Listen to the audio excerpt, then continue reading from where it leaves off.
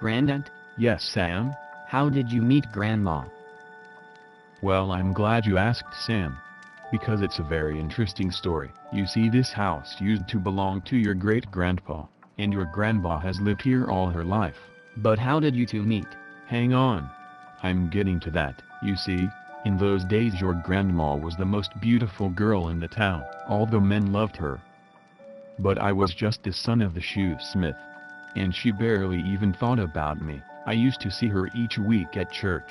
All dressed up, she looked like an angel. So what happened? Well, one day I overheard her say how much she loved the Beatles. But that her dad would only let her listen to classical music. And? Well, I was working for my dad, and each week when I got my wage, I went down to the record shop and bought a different Beatles single. Then I'd wrap them up with a bow and leave them at the back doors of this house with her name on them. But I never put my name on them. So what happened? How did she find out it was you? Well, she was a smart cookie. She worked out that I always left the records on a Saturday evening, after work. So one day, I was just leaving the package on the step, when she opened the door. I bet she was surprised.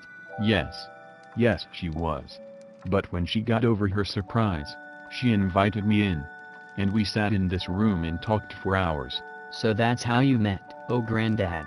That's such a beautiful story. Yes. And all's well that ends well, 'cause about 6 months later, I shagged her on top of that stool. What the hell? Yes. I bent her over this stool and screwed her until her eyes nearly popped out. You, Granddad. Yes.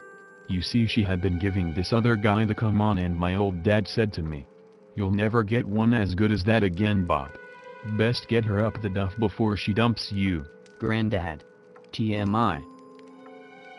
TMI? Too much information. I don't know what you're so prissy about. You wouldn't have been here if I didn't, you specky little twit. Anyway. That's how I met your grandmother.